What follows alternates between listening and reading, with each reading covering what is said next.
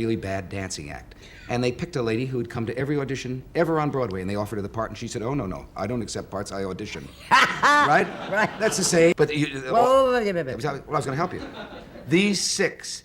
Before the world knew her name, before the laughter, before the bright studio lights, before the iconic red hair that would define an era, there was simply a girl named Lucille. A girl who carried more sorrow in her small hands than most people ever would. A girl who learned early that life can collapse without warning. That dreams are fragile things, easily broken. And yet, she walked forward. Again and again, she walked forward. Lucille Ball became the queen of television, the woman who revolutionized comedy, production, and the role of women in entertainment. But the radiant, unstoppable comedian who twisted her face into hilarious shapes and sent audiences into hysterics was someone forged in the fire of loss, fear, and loneliness. Her laughter, that infectious, unforgettable sound, was not born from ease.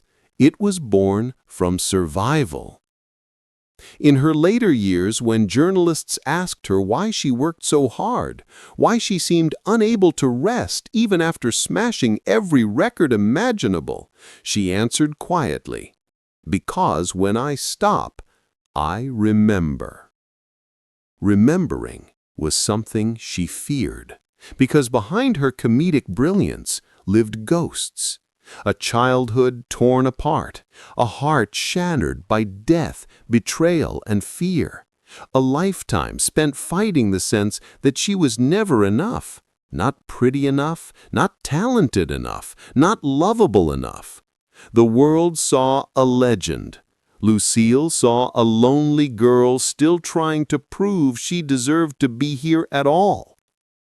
The opening shot of her life is not a glamorous studio or a packed audience roaring with laughter. It is a cold winter in Jamestown, New York. A little girl clutching her mother's dress, trying to understand why the world suddenly feels so empty. Snow falls around her like pieces of a future she cannot yet see, a future that will one day change the entire landscape of television. But today she is just a child, frightened and silent. She would become the first lady of comedy, the unstoppable pioneer who fought for creative control in an era where women were expected to stay quiet. She would become the face of one of the most beloved shows in history, I Love Lucy, a show that didn't just make people laugh, it reshaped the American family, transformed television production, and opened doors for generations to come. Yet none of this was promised, none of this was easy, and none of this came without a cost. Because the truth of Lucille Ball's life is this. Behind every laugh she gave the world, she was hiding tears of her own. Behind every triumph was a wound that never fully healed. Behind every episode of I Love Lucy, behind every moment of joy she brought to millions, she carried a private grief that would follow her for decades. There is a reason her performances felt so real, so electric, so alive. Lucy didn't just act comedy. She escaped into it. She transformed her pain into humor, her fears into characters, her disappointments into unforgettable scenes. She used laughter like armor, protecting the world from her sorrow and protecting herself from a lifetime of fractures that started when she was far too young. This documentary begins with a truth seldom told. Lucille Ball's legacy is built not only on brilliance, but on heartbreak, not only on laughter, but on the silent tragedies that shaped her, sharpened her, and ultimately gave her the emotional power that made her the most beloved woman on television. Her story is one of greatness, yes, But more than that, it is a story of survival, a story of a girl who lost everything again and again, yet found the strength to stand up, face the world, and make it laugh until it hurt. This is not just the story of a star. This is the story of a woman who turned her pain into history. Origins and family roots. Lucille Desiree Ball entered the world on August 6, 1911, in the small, unassuming town of Jamestown, New York, a place of factories, cold winters, and the quiet rhythms of working-class life. Nothing about her birthplace suggested greatness. Nothing hinted that this tiny town, nestled between hills and harsh seasons, would one day be remembered as the birthplace of a woman who would change television forever. But fate often hides miracles in unlikely corners. Her father, Henry Ball, worked as a telephone lineman, a dangerous, unstable job in a rapidly industrializing America. Her mother, Desiree, or Dee Ball, was young, patient, and determined, juggling the demands of marriage, motherhood, and financial uncertainty. Together, they were a typical early 20th century family, doing their best to build a life in a world where tragedy was only ever one moment away. Lucy's early memories were filled with a blend of warmth and instability. Her father's job required the family to move constantly, uprooting whatever fragile sense of home they had built. In those restless, uncertain early years, Lucy learned something that would shape her forever. Life can change without warning. Security is not promised. Happiness is not guaranteed. Then, when Lucy was only 3 years old, everything collapsed. Her father died suddenly from typhoid fever, a brutal illness that struck fast and left devastation behind. For little Lucy, the loss was not just emotional, it reshaped her entire existence. In later interviews, she admitted she remembered almost nothing about him except one moment, standing at a window, watching rain fall, feeling a fear she could not name. A child's memory, blurry and haunting, of a world crumbling in silence. After Henry's death, Dee was forced to move back to Jamestown, searching for stability and support.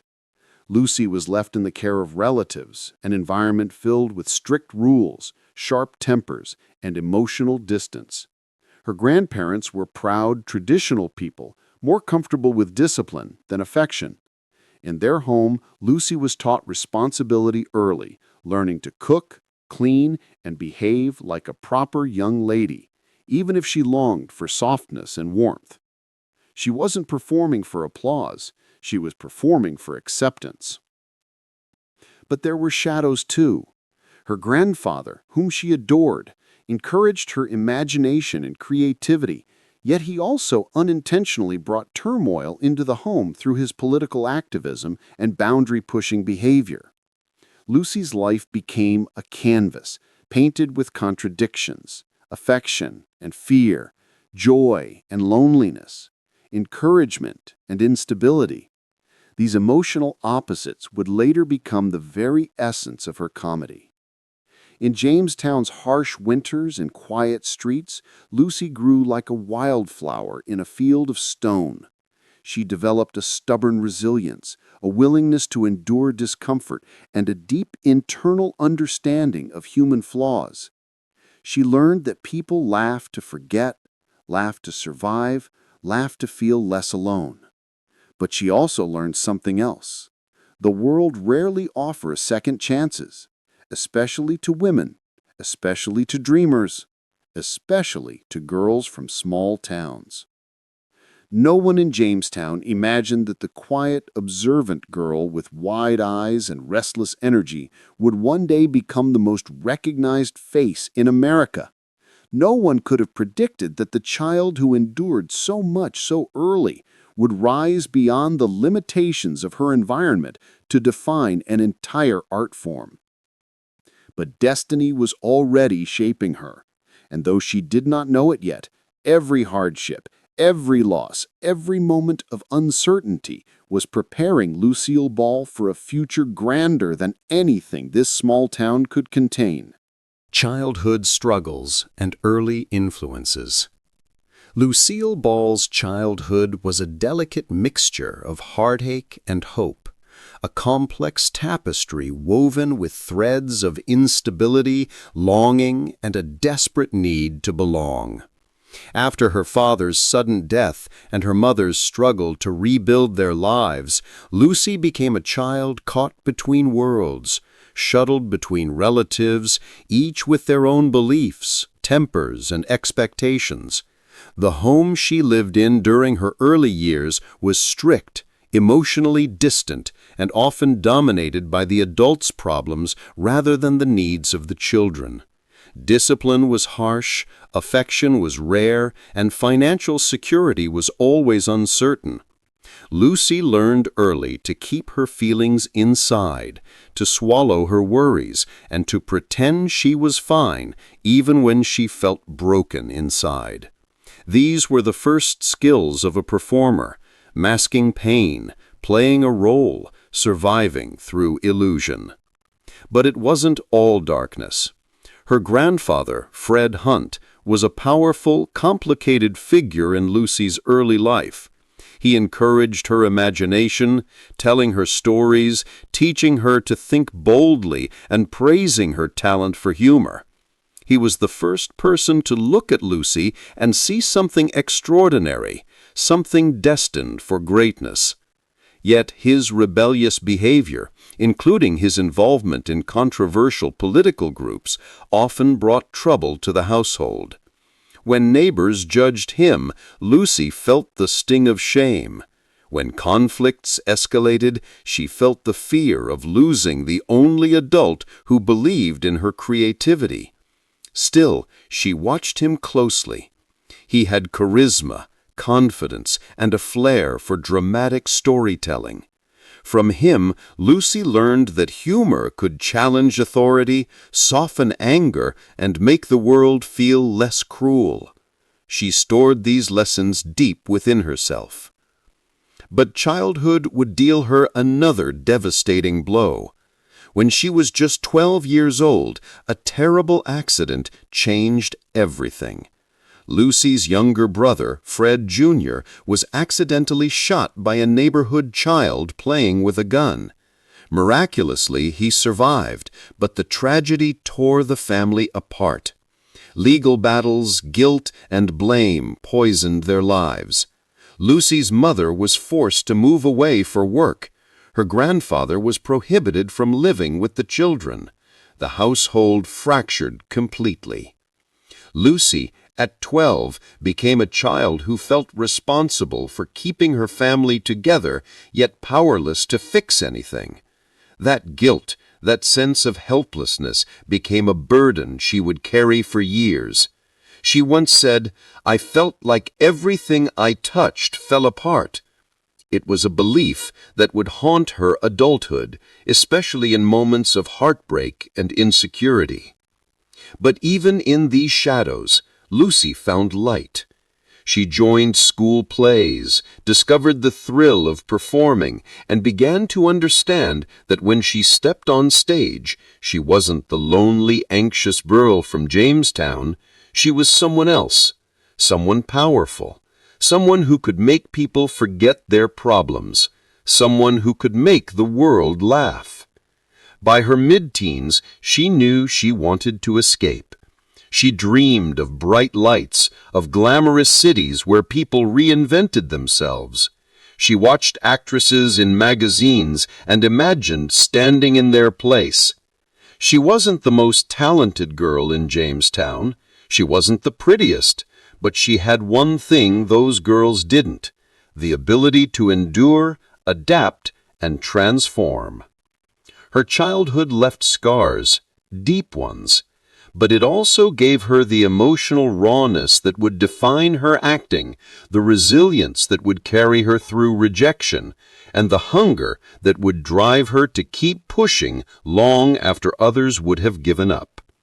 Little did Lucy know that the most painful parts of her childhood were crafting the very woman who would one day become unforgettable. First steps into career.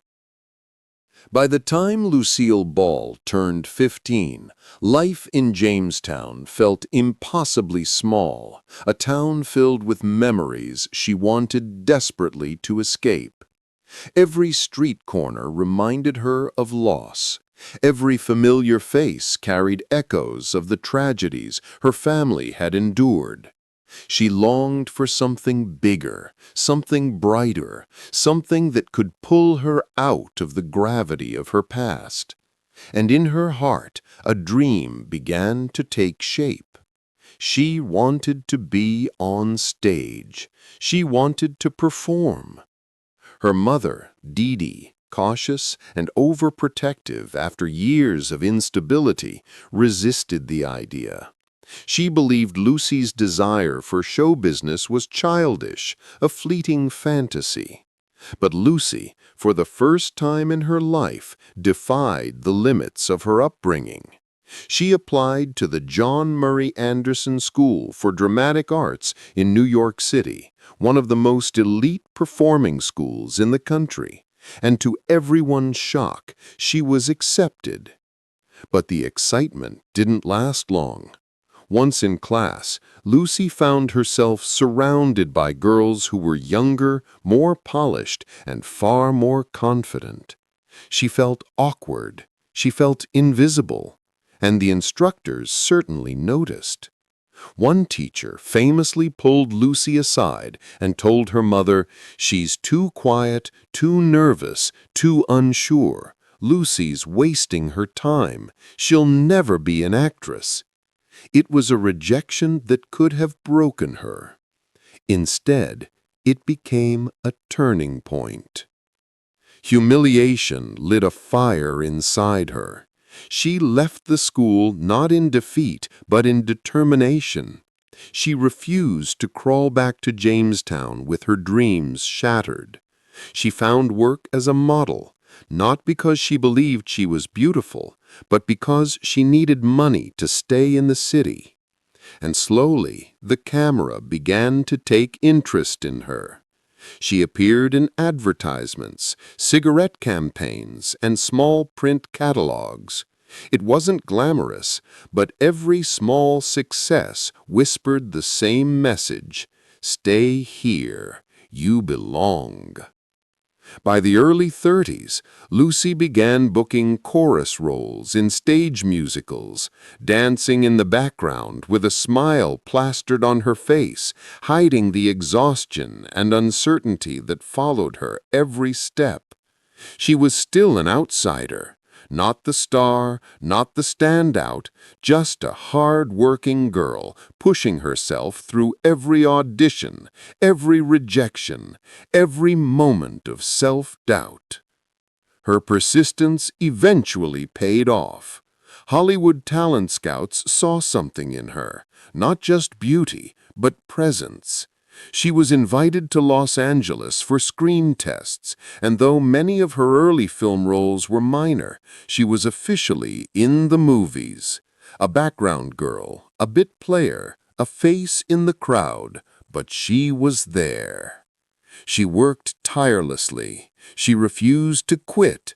She absorbed lessons from every director, every co-star, every failure.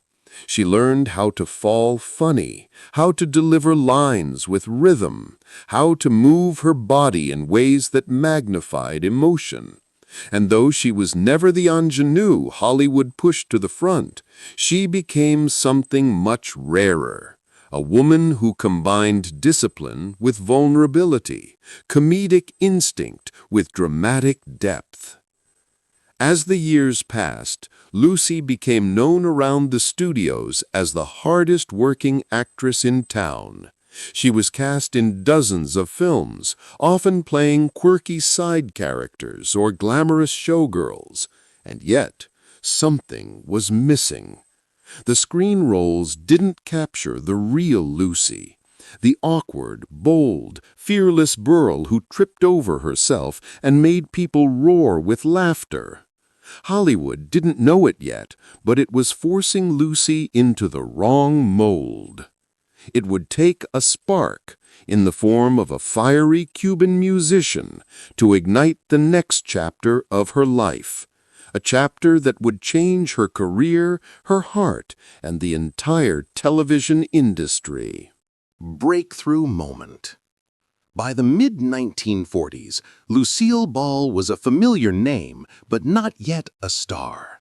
She had worked in over 50 films, proving herself reliable, talented, and versatile, but she was still waiting for the moment that would reveal her true brilliance.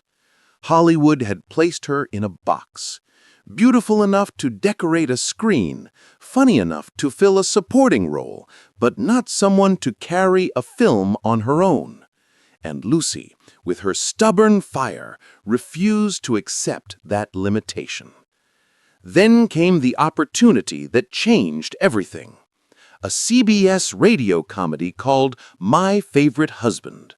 Lucy starred as Liz Cougart, a spirited, mischievous wife with impeccable comedic timing. For the first time, the world heard Lucy as she truly was: silly, bold, charming, chaotic, and hysterically funny. The role fit her like a custom-made dress. And suddenly, producers saw something they had missed for years. She wasn't just a performer. She was a phenomenon. The radio show exploded in popularity. CBS executives rushed to turn it into a television series, eager to capitalize on Lucy's newfound fame. This was the moment she had waited for, the chance to be the lead, the face, the star. But Lucy had one demand that stunned everyone. She wanted her real-life husband, Desi Arnaz, to co-star with her. Hollywood balked. America wouldn't believe a red-headed white girl was married to a Cuban band leader, they argued. Audiences wouldn't accept it. Sponsors would pull out. The chemistry wouldn't translate. Lucy didn't listen. For the first time in her career, she fought back. She insisted, she demanded, she stood her ground with a ferocity nobody expected from the quiet girl Hollywood once underestimated. She and Desi created a live stage act, touring the country to prove audiences loved them together. And they did. Crowds roared with laughter, rising to their feet as Lucy and Desi danced, argued, flirted, and brought their chaotic love to life.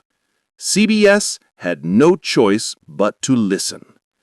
And so, in 1951, I Love Lucy was born. From the very first episode, magic filled the screen. Lucy's physical comedy, wild, fearless, unrestrained, stunned audiences. Desi's warmth and music added rhythm to the show.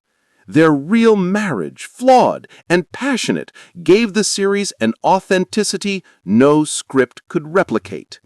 Lucy stomped grapes with hilarious fury. She stuffed chocolates into her mouth at impossible speed. She disguised herself, fell down, got up, and tried again, all with a comedic genius no one had ever seen before. I Love Lucy became a national sensation. It shattered ratings. It redefined television production. It turned Lucille Ball into the most recognizable woman in America. And yet, behind the laughter, behind the applause, behind the explosive success, Lucy's heart was beginning to fracture. Slowly, quietly, beneath the weight of fame and the strain of her marriage. The cracks were forming. But for now, the world saw only the brilliance, the beginning of her golden era. Peak career and golden era. By the early 1950s, Lucille Ball had risen to a height no one, not even she, had truly imagined. I Love Lucy wasn't just a television show, it was a national ritual.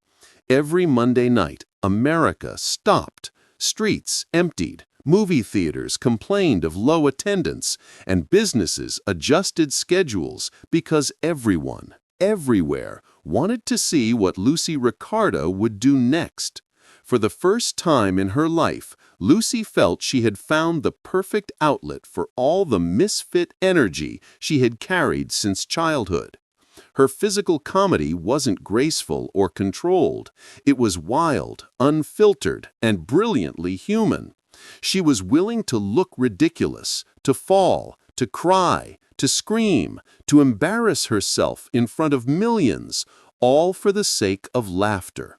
She didn't pretend to be perfect. She embraced chaos, and that made her real. Behind the scenes, Lucy's work ethic became legendary.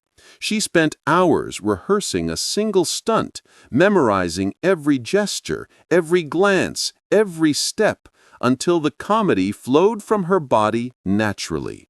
She once said, "I am not funny. What I am is brave." And it was true.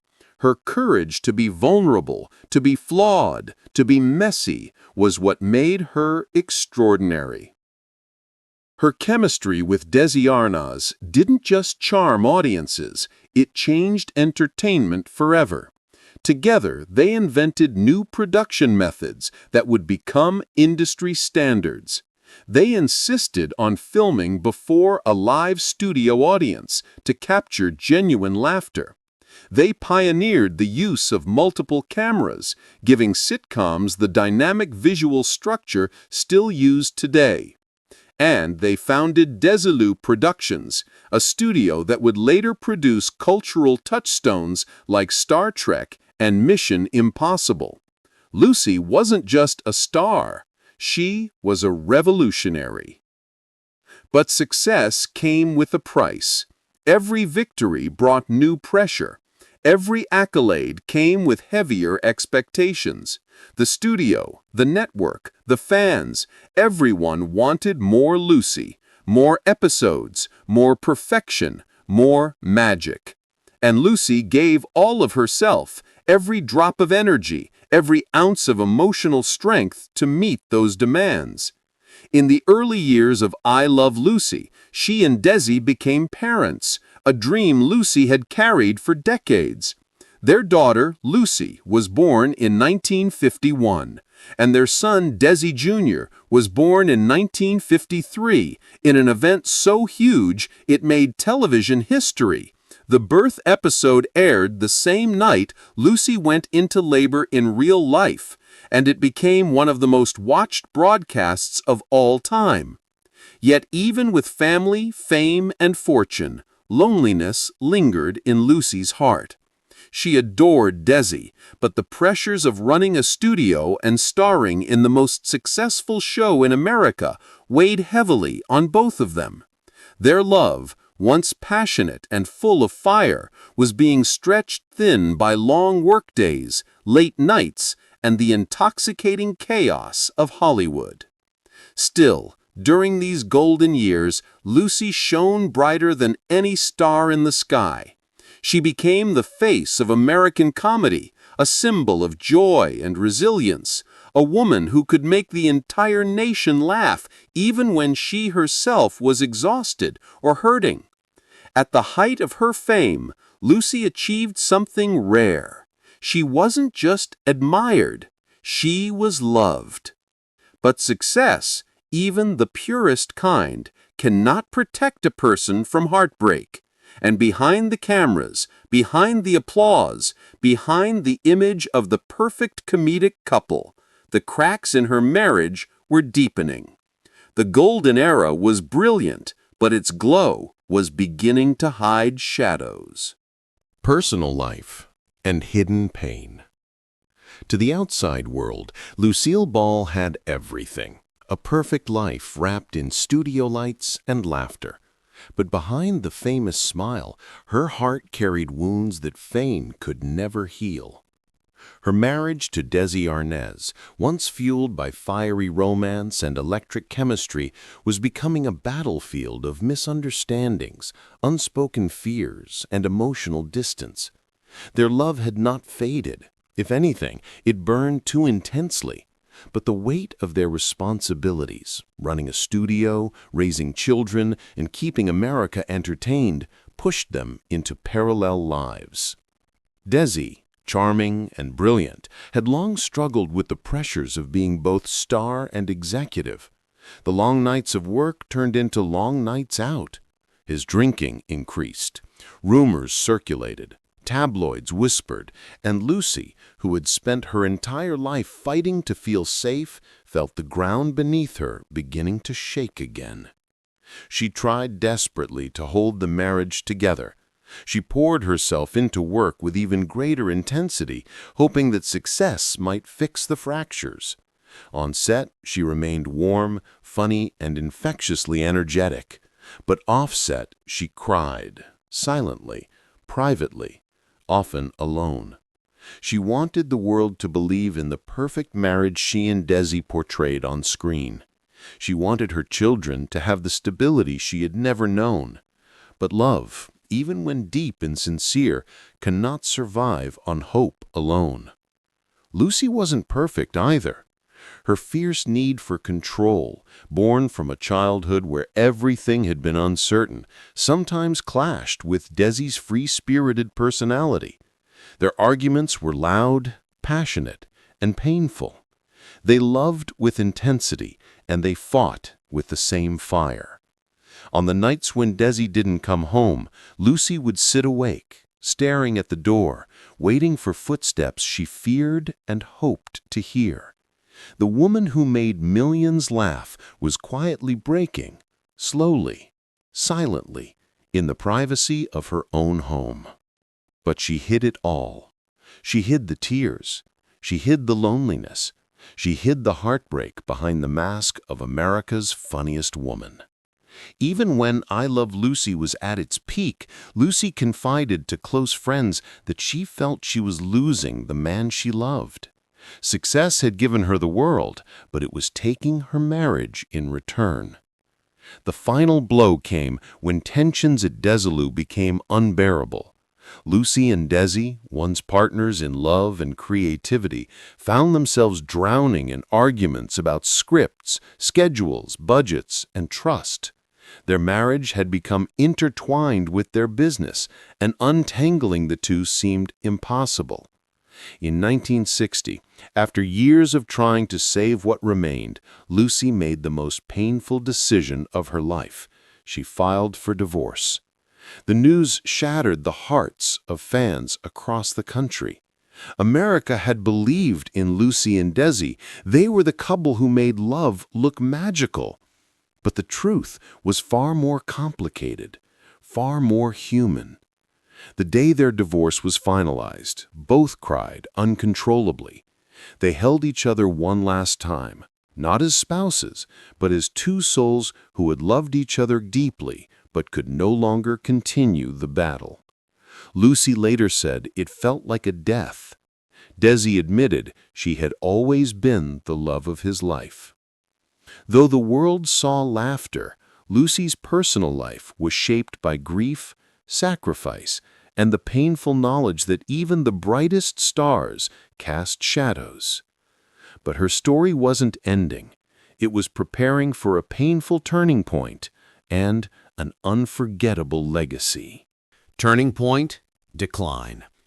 After her divorce from Desi Arnaz, Lucille Ball stood at a crossroads, alone, shaken, and uncertain of who she was without the man who had shaped so much of her life.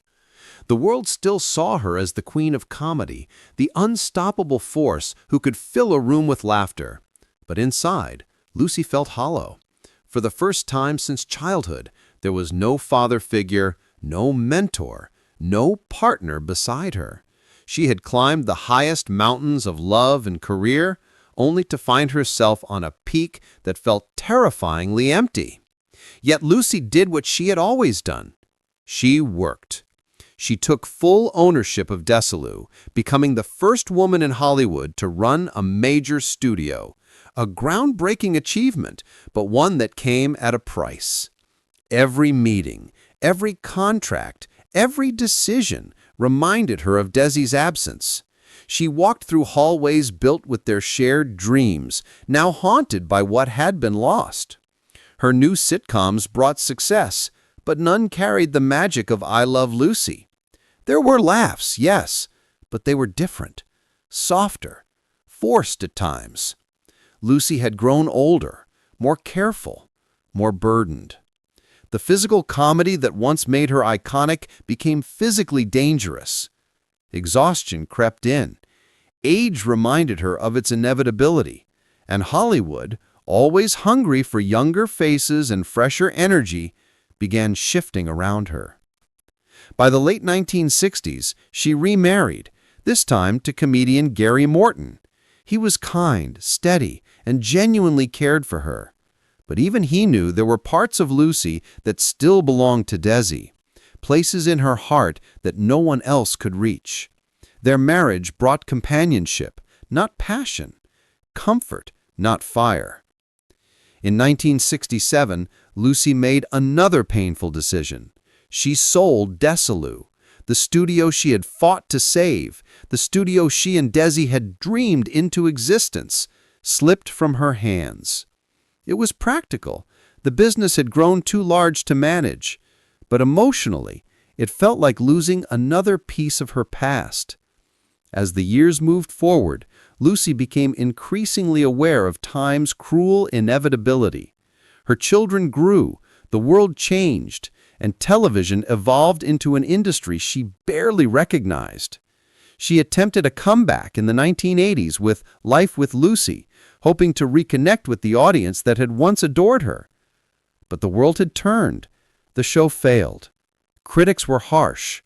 The public expectation of young, flawless entertainment clashed painfully with Lucy's aging body and tired spirit. It hurt her terribly. For the first time, she felt not just forgotten, but rejected. Behind closed doors, Lucy struggled with deep insecurities. She feared irrelevance more than aging. She feared silence more than loneliness. She feared that the world had moved on, and she was standing still. Her health began to decline. Quietly at first. Years of smoking, stress, and emotional burdens took their toll on her heart.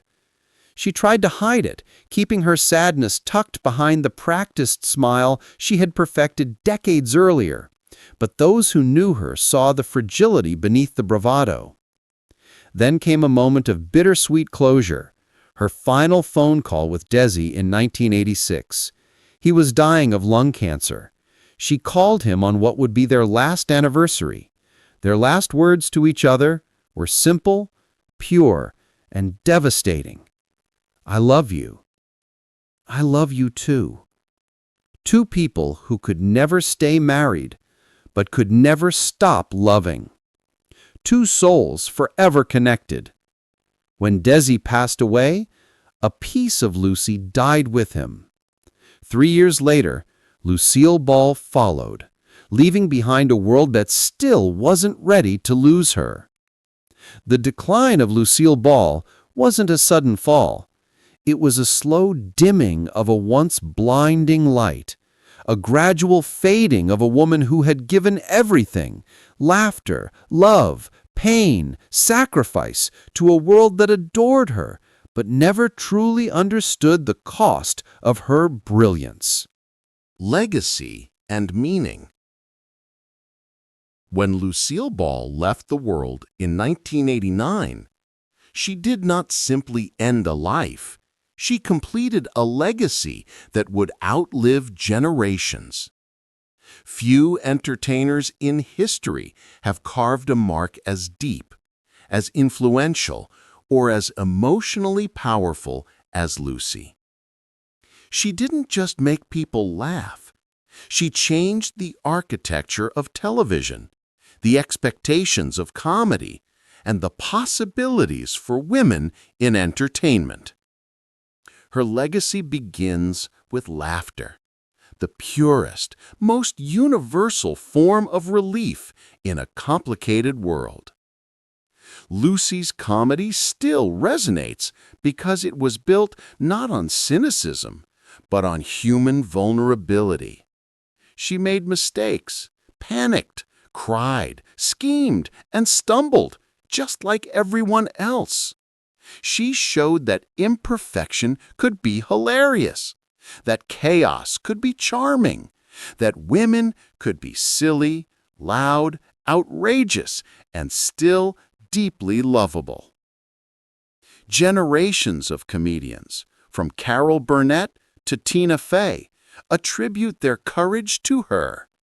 She was the first to prove that a woman could lead a show, control a studio, and command an audience of millions without sacrificing femininity or authenticity. But her impact stretches far beyond comedy. Desilu Productions, the company she once helped guide, shaped the future of television. Without Lucy, the world might never have met the crew of the Enterprise in Star Trek or the daring missions of Mission Impossible.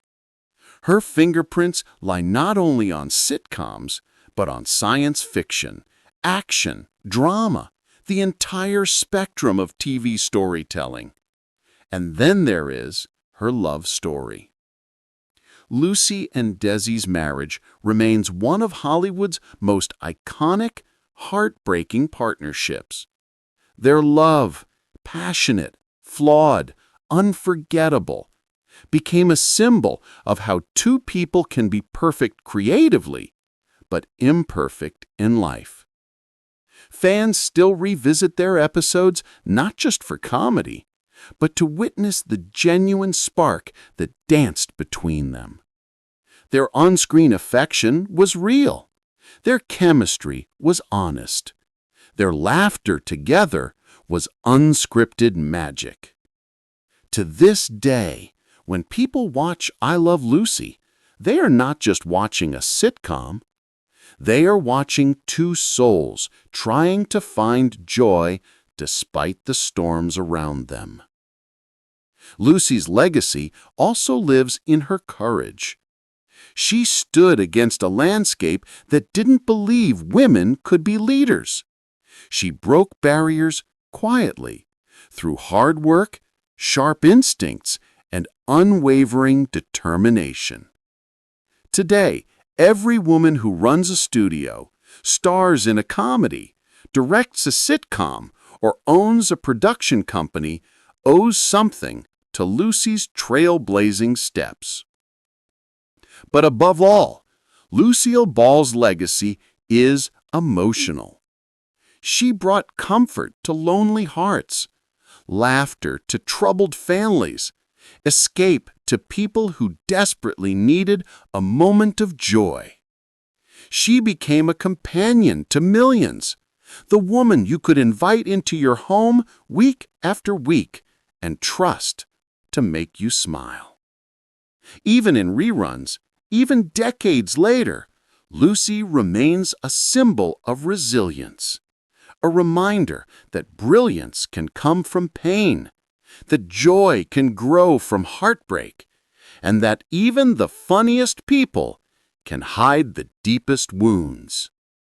When we remember Lucille Ball today, we remember not just a star, but a force of nature, a woman who turned her struggles into art, her pain into laughter, her loneliness into connection, and her life into a legacy that will never fade.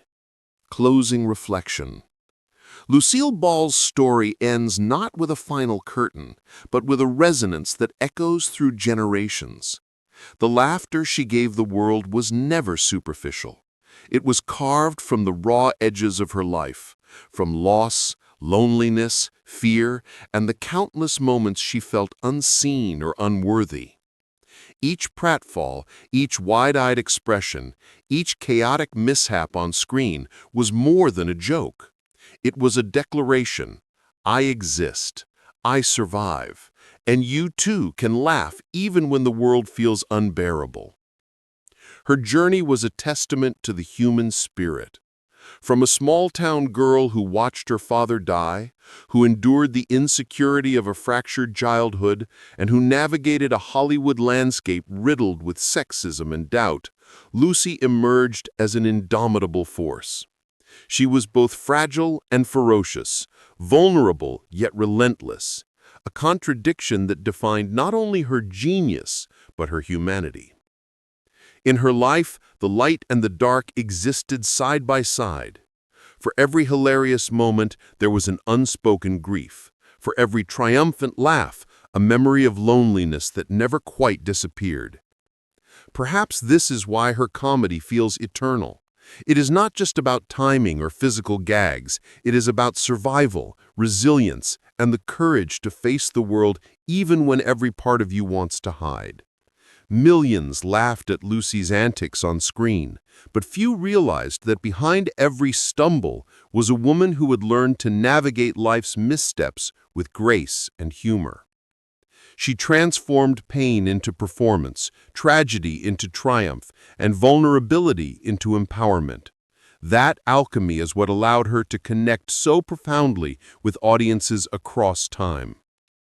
Lucy also redefined what it meant to be a woman in entertainment. She demanded control in a male-dominated industry, broke boundaries as a producer, and proved that women could lead, create, and inspire on their own terms. Her courage gave future generations a roadmap that even in a world stacked against you, talent combined with persistence can carve a legacy.